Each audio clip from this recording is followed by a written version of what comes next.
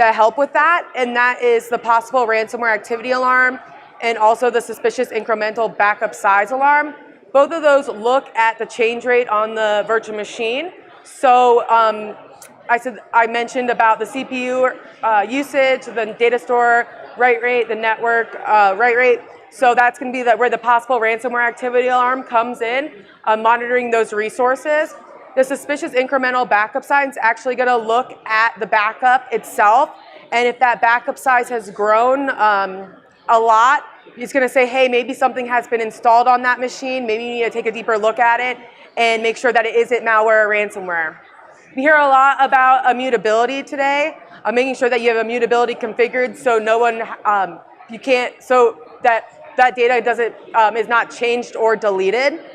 So we have immutability alarms within VM1, making sure that it's configured and that the immutability period hasn't been changed. So there's some additional tools you can use as well. So you can build alarms within VM1. So you can build an alarm, for example, if a service has started on a virtual machine. So an alarm, if a new service has started, I want this alarm to be triggered, and I want to know why that service has been started. So you can take a deeper look at that as well.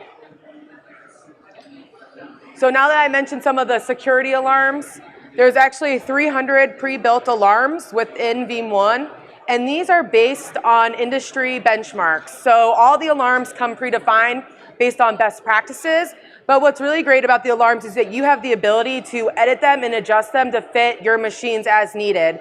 So every machine is different, every application might be running differently in your data center. So you can come into the alarm, you can say, okay, well, this machine is normally operating at 75% CPU usage. I'm going to adjust this alarm so it notifies me that when it's operating at 98% CPU usage or something like that, for example. What's great about alarms as well is that you can actually set automated remediation actions for alarms. Some of the alarms have predefined actions available to them. For example, you hear a lot about snapshots, orphan snapshots, consuming valuable storage space. One of the alarms, the orphan snapshot alarm, you can predefine an action to say, hey, automatically delete this snapshot if it's detected and it's orphaned. So really helping you remediate issues in real time. If there's not a predefined action available for you, you can write a custom script and attach it to that alarm to run when that alarm is triggered. And it can be manual or automatic. So if you want it to automatically happen, you can do it that way. Or if you want to say, I want a little bit more control, you can manually approve that action as well. You can also scope alarms based on machines. So if you have a machine that you want to make sure has these alarms assigned to it, you can scope that alarm to be assigned to that machine so it's triggered on when that machine is experiencing that issue. We also have reporting tools available to you. So not only does VM1 have a vast amount of alarms that you can utilize to fix issues in real time, you also gain reports to help analyze historical data and making sure that you're making better business decisions for your environment. So reports are available for VMware vSphere, Veeam Backup and Replication, and Veeam Backup for Microsoft 365 servers if you are using that in your environment, as well as Microsoft Hyper-V. So some of these reports are going to show you configuration overview. So in this example here, this is a virtual machine configuration report, and this is going to tell me what guest OS my machines are operating, if my virtual machines are powered on, the resources assigned to those machines. So if you're coming into an environment, maybe it's a new environment, you don't really know how the machines are configured, you can run this report and really gain that insight that you need for your business. You can also use reports to help optimize performance and resource utilization.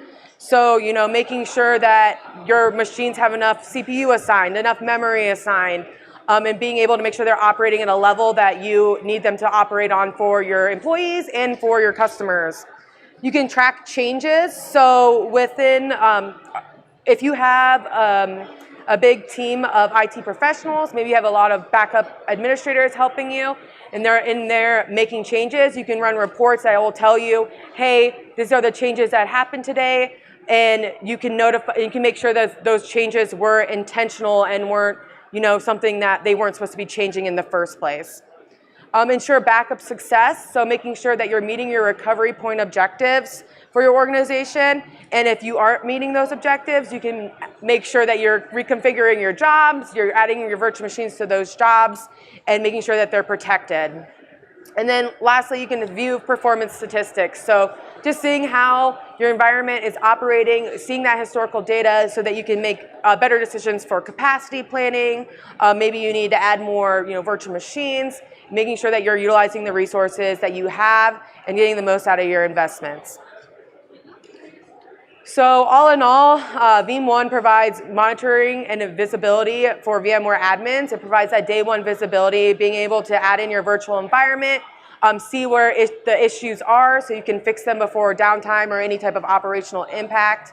You get platform analysis through dashboards and reports, so being able to analyze historical trends and historical data to make better business decisions.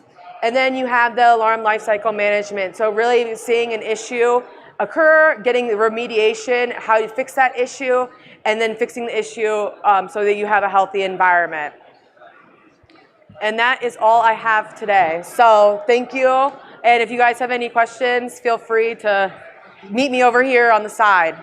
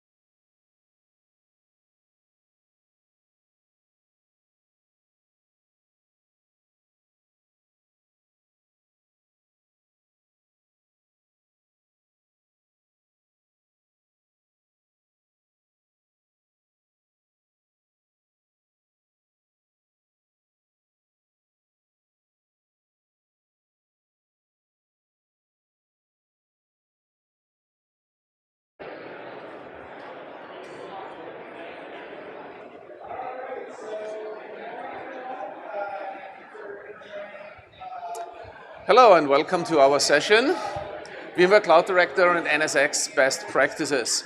So, who are we? What are we doing? My name is Reinhard Portman. I'm working for Com Division. I'm lately working mostly multi-cloud, NSX, SD-WAN, and also have a strong background on end-user computing. Myself, also Toby, we are long-running VCIs, so you can ask us about mostly everything. So, handing over to Tobias now. Thanks, Reinhard. Yeah, my name is Tobias Baschek. Just call me Toby, which is much more easier. I'm also partner at Com Division. My main focus area is the whole cloud networking, but also, on the other hand, the security world inside cloud provider spaces, but also on traditional enterprise spaces. Thanks, Reinhard. Okay, so let's get started. We have a small agenda prepared for you guys. So, who are we? What are NSX best practices, NSX migration updates, and at the end, stories from the field out there. Well, let's get started. We are on a schedule. Okay, Com Division Group. Founded in Germany, 1996, so it's 1996, so that's not that old, but old in the IT business. So we have offices in Germany, Austria, where actually we are located, in the US and also in Belgium.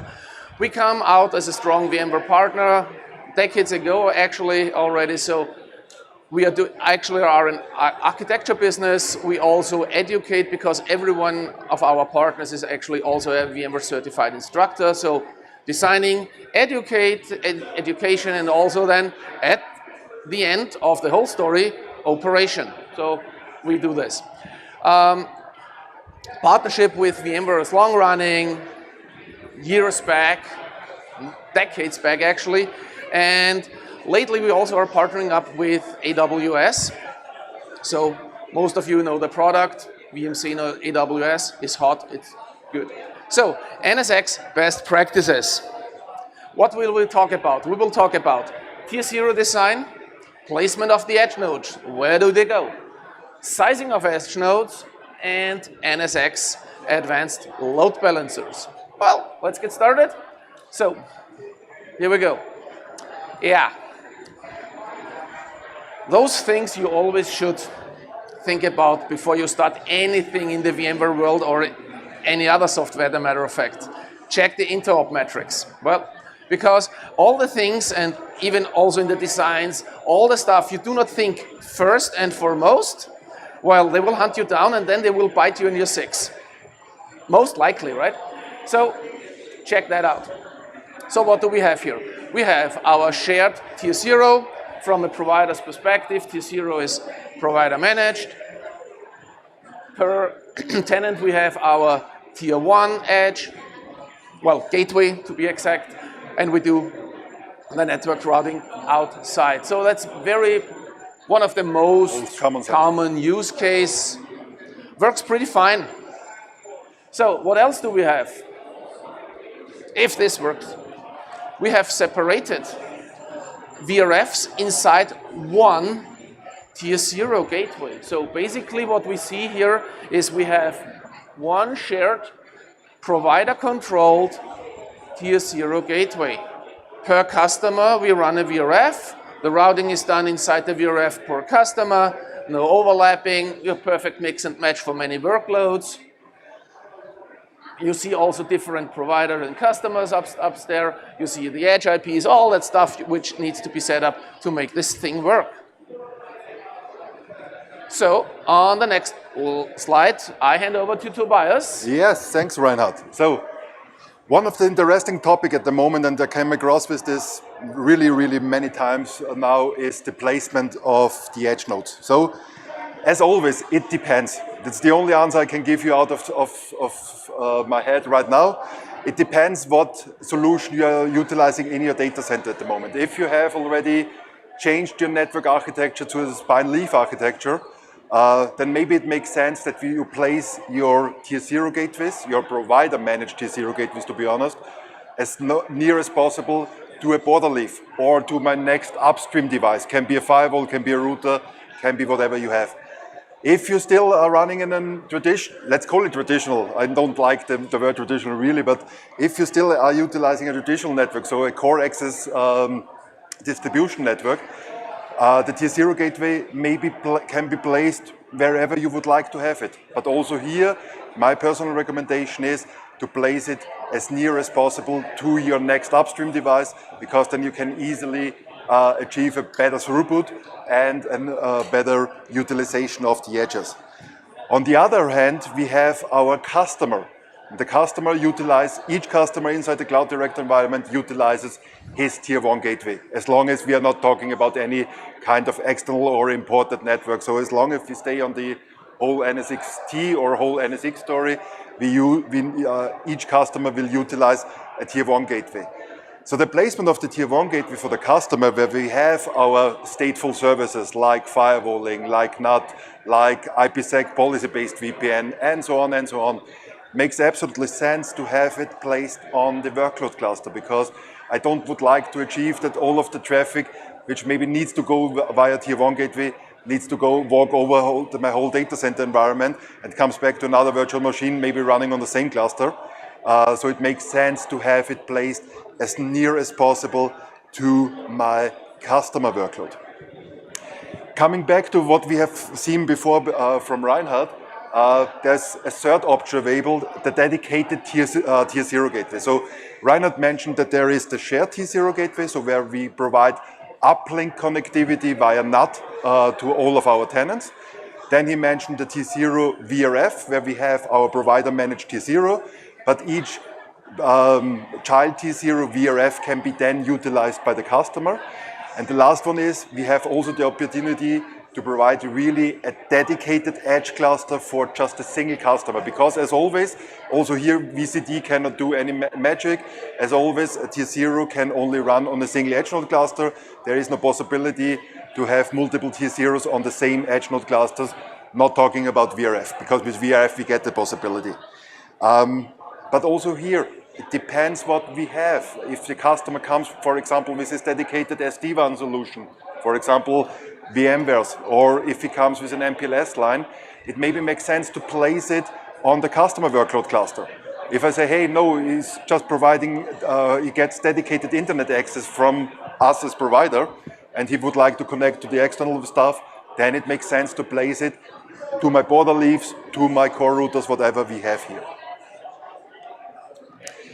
Also, since Reinhard and I will do some myth-busting today, is the sizing of the edge nodes. I know that many says, hey, let's go with extra large, or let's go with large at least, but I don't care about medium or small deployments, because I would like to have the as large as possible. If you have a look to the official VMware documentation describing what the extra large edge and also the large edge is capable for, you will clearly find here the wording suitable for total throughput required for layer 7 load balancing. Hey guys, layer 7 load balancing on NSX is dead. Layer 7 load balancing will be replaced with NSX ALB, and NSX ALB comes with his dedicated service engine, not running directly on the edge node.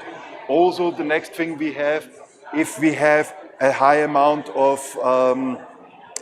IPsec VPN sessions, also here from a provider perspective, from what we manage as a provider, I just care about my tier 0 gateways. The whole VPN stuff is happening on the tier 1 gateway from my customer, or maybe if the customer have a VRF, then on his VRF. So also here, it makes not really always the big sense that you go with the large or with the extra large edge node, because you will lose a huge amount of memory, you will lose a huge amount of CPU. And please always have in mind, ECMP in NSX is still capable of having 8 edge nodes in parallel. All of them must have the same size. So if you deploy a tier 0 ECMP enabled edge cluster, you have at least 8 times 8 CPUs and 8 times 32 gigabyte of memory just for routing.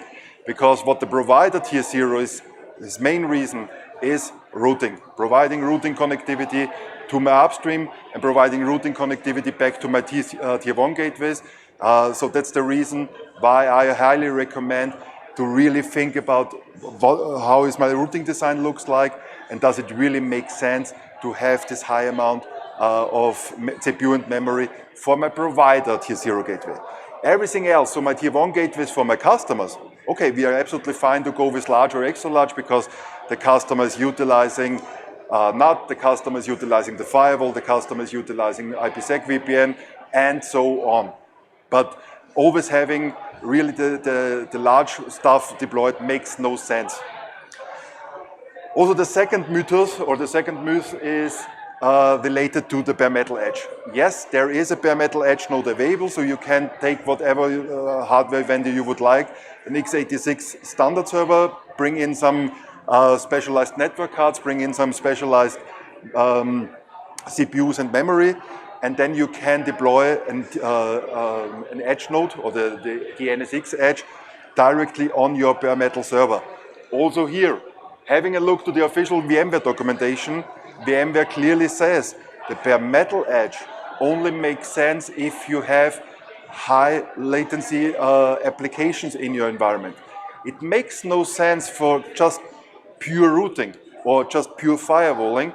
It makes only sense if you really have latency sensitive applications, or, and this is what you will not find in the documentation, if you really have the possibility that you are connected with more than 20 gigabit to your internet line, to your MPLS network, to whatever, because the virtual edge has a routing limitation roughly about 20 gigabit per second. I have seen 23 as well, but officially it is 20 gigabit per second. What the virtual edge node is capable of, the bare metal can do line speed 100. So if you really need the high amount of throughput as well, okay, then we can go with the bare metal edge.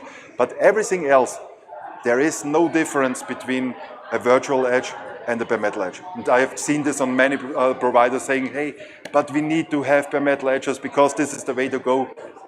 It's not the truth.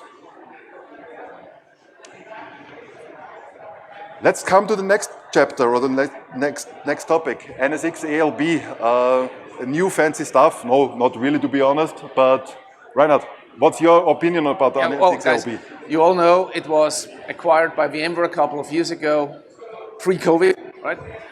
It's the only supported load balancer in the Cloud Director when you're using the API. Well, I think you want to use that because no one wants to do everything manual, right?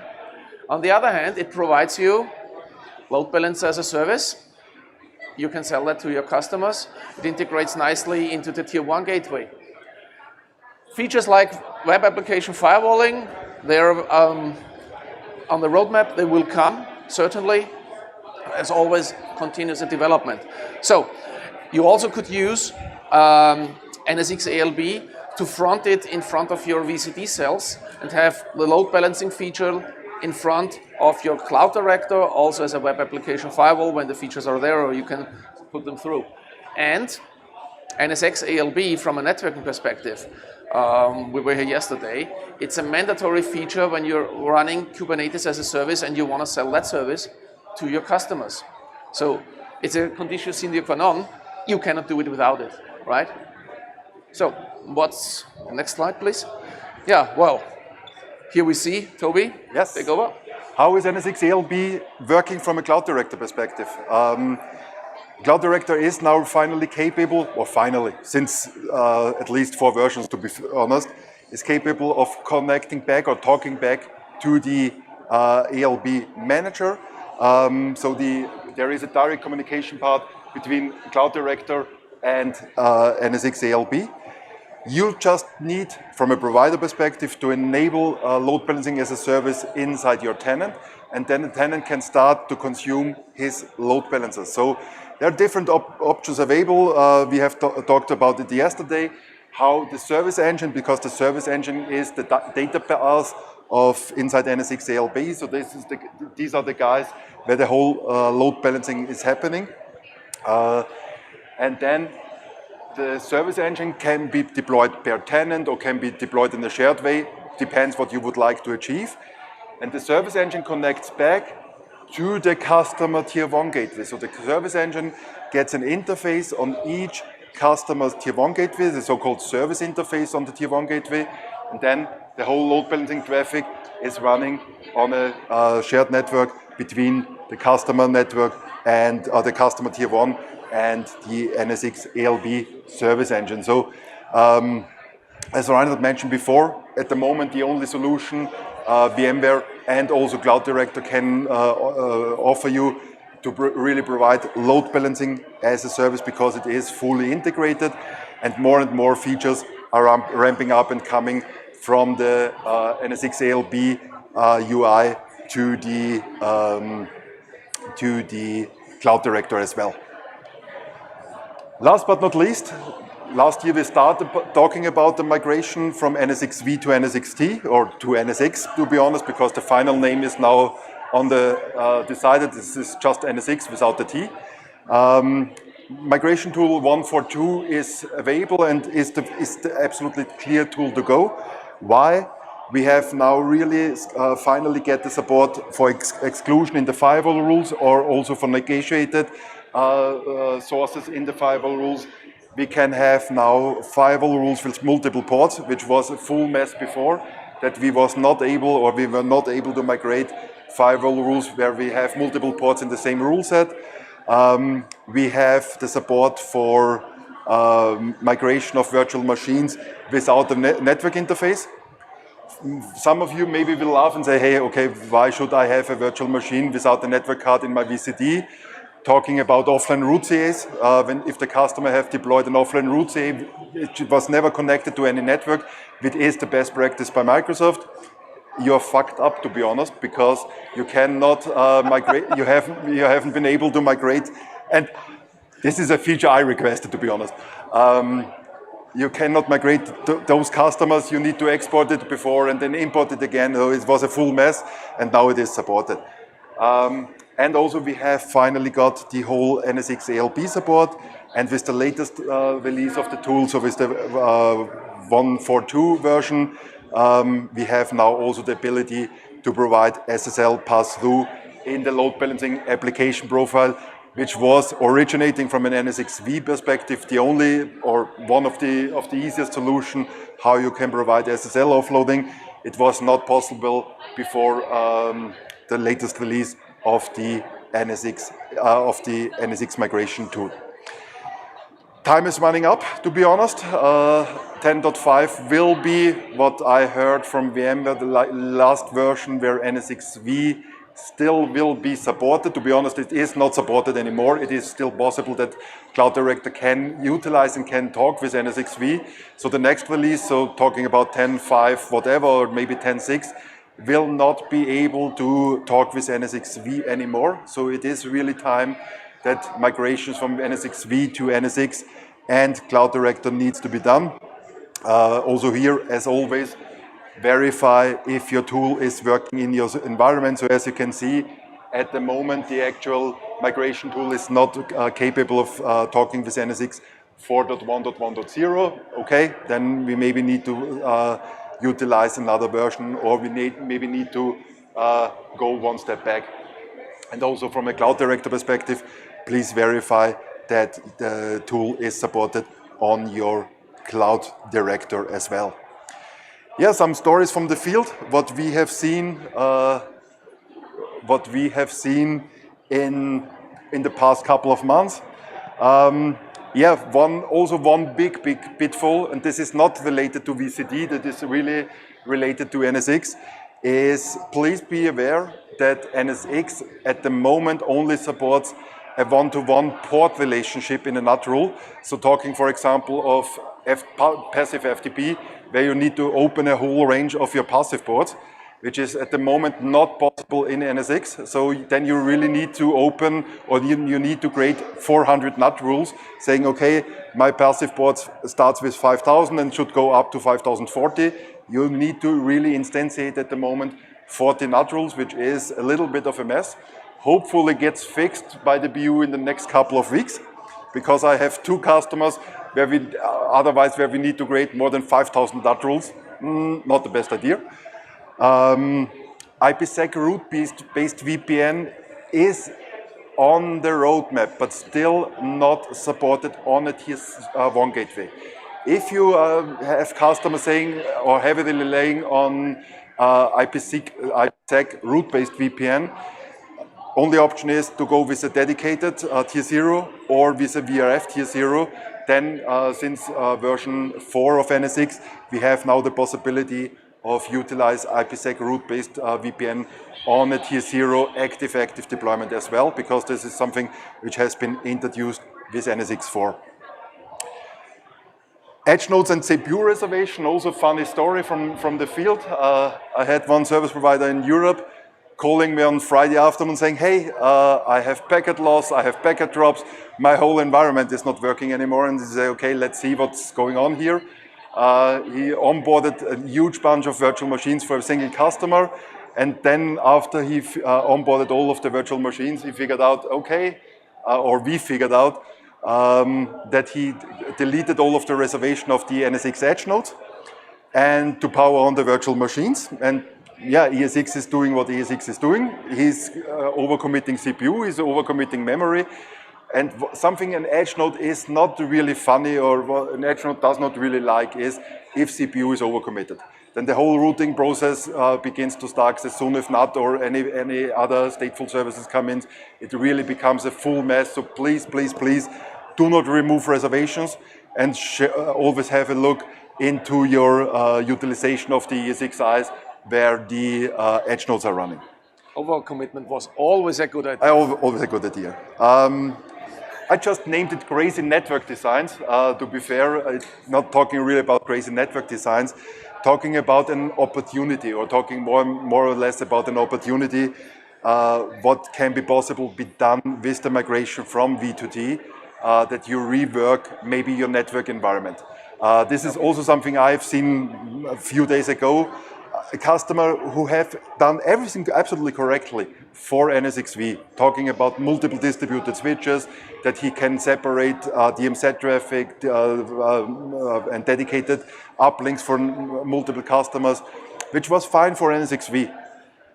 And he was not well able to do it for NSXT or to do a network redesign, because he said, hey, then we need to talk with the network teams and so on. Let's just migrate it as it is. This migration runs now since, I think, at least a half a year, and we don't make any progress, because we always step into the next pitfall and figure out the next pitfall, which can be easily solved if we just would do a quick network redesign and everything would be fine. So this is something I can highly recommend, that you also have a look into your network before you start with the migration. Last but not least, before we finish, tier 0 proxy up. Also something some customers maybe have overseen, or maybe it was not well documented as well. So let's blame it on VMware. Yes, with the version 4, proxy up is possible on an active-active configuration, but to reconfigure from active standby to active-active, you need to disconnect all of your tier 1 gateways. And then please do not call me on a Saturday morning and say, hey, nothing is working anymore, because you have forgotten to reconnect the tier 1 gateways. So this is something which needs to be done manually. There is no automated way in the NSX UI. So this is something which needs to be done manually. And as always, before you ramp up a new rack, before you start consuming new hardware, please verify if the maximum transfer unit is configured really end-to-end on the whole new equipment. Also here, having a customer saying, hey, I just got my new rack and everything is has been deployed and everything is working fine. But as soon as a VM gets migrated to the new rack or to the new ESXi, network is immediately stopping. Yeah, please verify if the MTU is configured correctly. One last thing I forgotten to mention from the what's new perspective. With the release of NSX 4, we have now the possibility of utilizing different AS numbers in BGP on per VRF. So we have now really possibility that we can have different BGP IS numbers on each VRF and not having the same BGP number on each of my VRFs. Okay, So, thank you for your attendance. We are still around, so if you have any questions, just jump directly to us. And thanks. goodbye.